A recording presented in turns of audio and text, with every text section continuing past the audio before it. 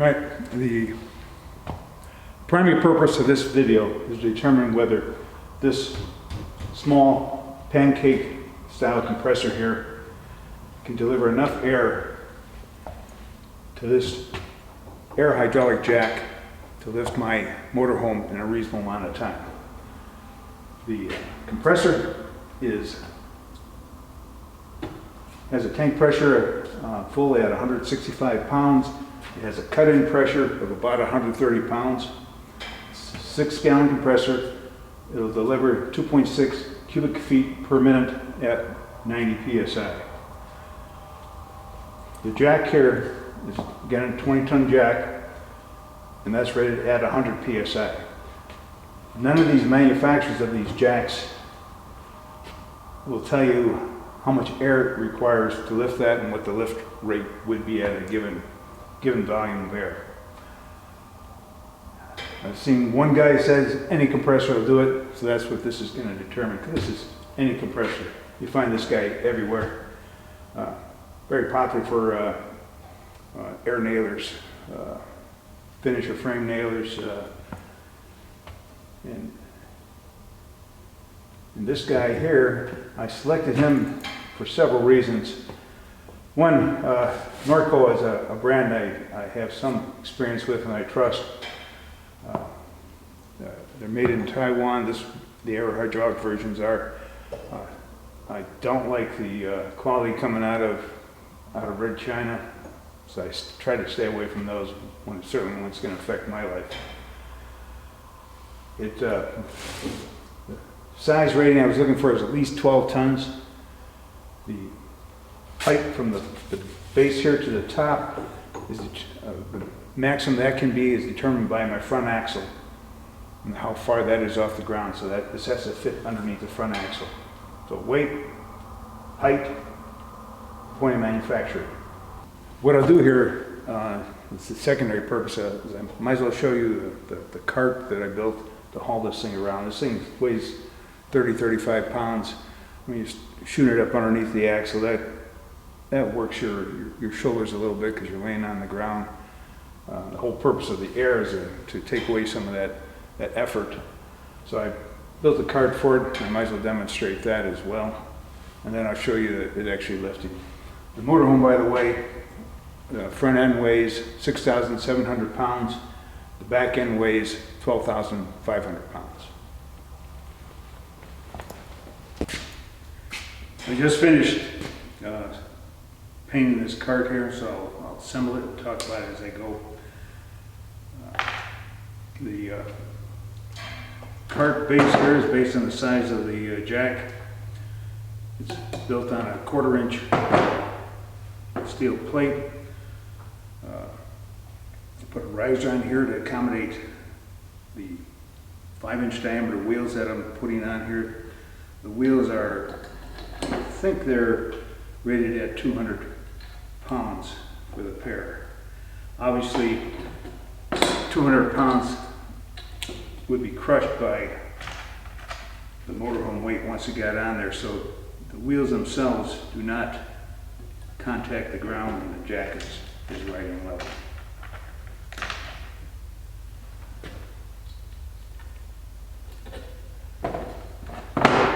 They're riding roughly an 1/8 inch above the surface here, or at least they were at one time.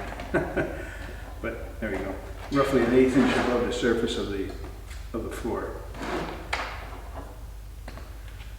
The jack handle I came up with, when in storage it'll be just stuck in these tubes here. When in use, I have it placed in the tubes on the side here. These tubes are running roughly, this is a 3-degree rise to the ground, and that's just to accommodate the handle here, so you're not pushing it into the cement floor. So let me get the jack and we'll put that together here.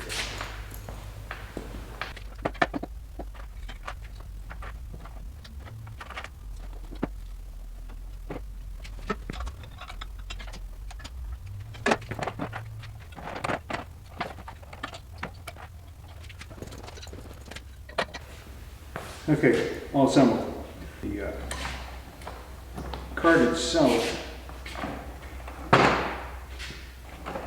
is kept very close to the outside dimensions of the jack, so I can get as close as I need to any tire that that's on the axle here. Put it underneath the motorhome and we'll begin.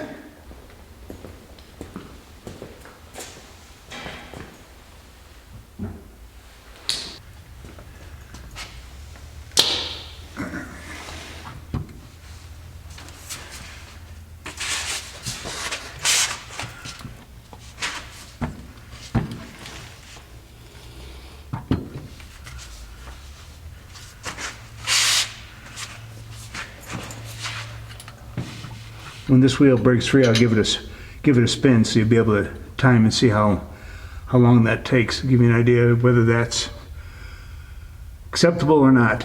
To me it is. I've done it several times now. We'll see.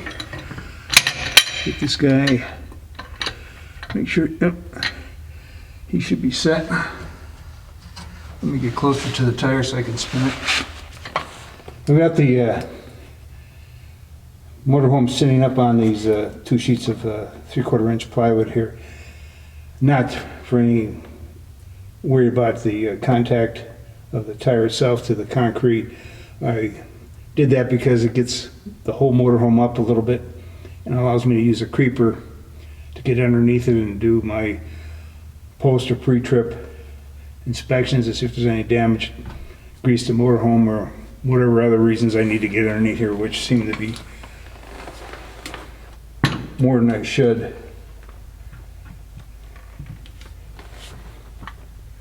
Come on, you. A little bit further.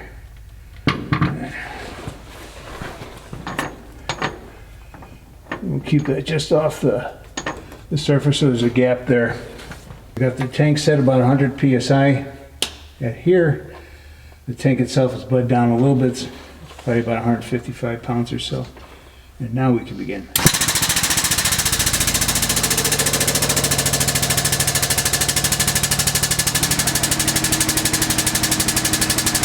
She's up and free right now.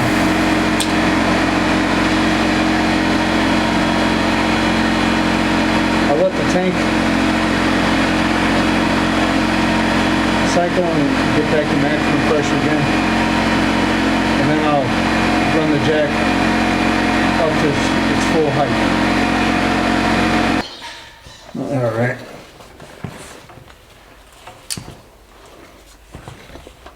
Okay.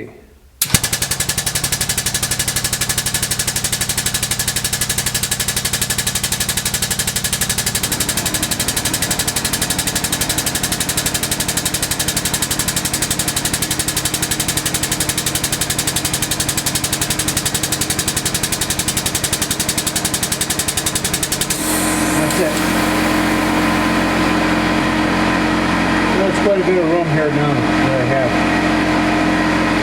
One of the things that should be obvious, and maybe it isn't, is I no longer need the air pressure hooked up to it. I can disconnect it and it's free to go. I've left it just like this for quite a few hours without it bleeding back down. If I were to remove this tire here, I wouldn't have any worries about not having to put a jack stand underneath here. The furthest thing's going to bleed down is until it touches the base of the jack. I'll keep it up and I can always pump it back up.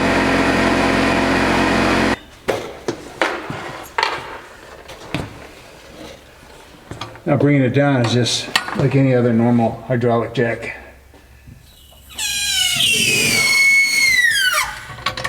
Alright, now this thing doesn't have any springs to bring that piston all the way back into the base. And the easiest way is just to push down on the handle of the cart that I built. And that shoves it down further. Now I got plenty of room. And that's one of the reasons for keeping the handle at about 3 degrees from the horizon, or from the horizontal.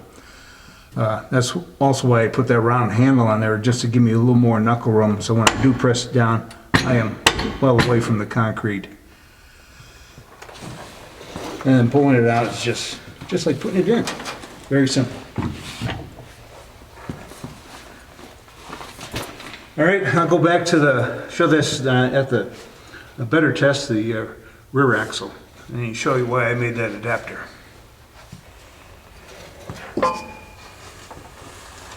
All right, got the jack underneath the rear axle, directly underneath the these springs were just above. This is what I called the spring perch earlier.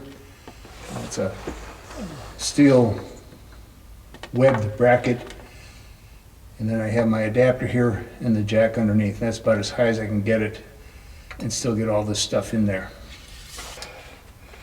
It's out of park. Front wheels are chocked.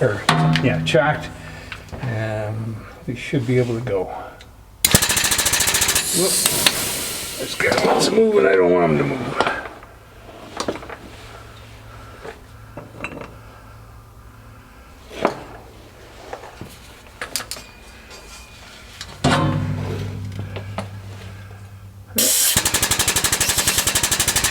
There we go.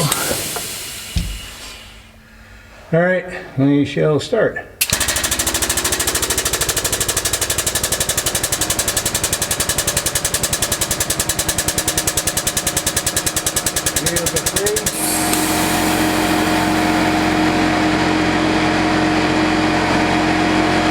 We'll let the air compressor cycle all the way up. And then we'll see how long it takes to get this thing all the way to the top.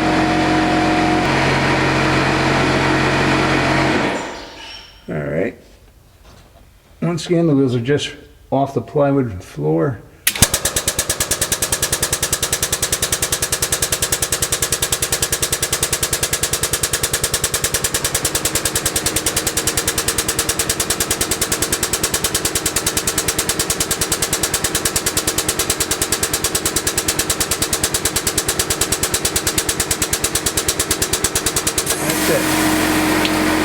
That gives me plenty of room. I can get my jack stands in there and everything will be great.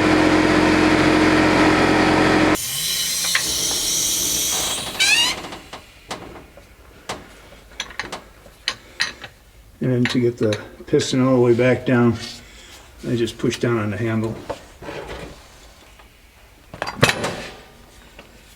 It's freer.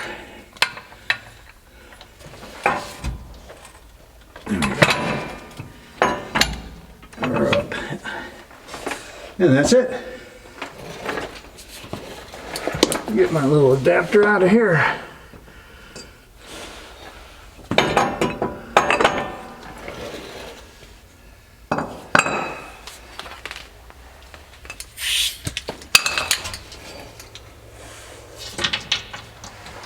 And remove the jack. So that's it. I call this a success. I could make some changes, but I think this is usable now, just the way she stands.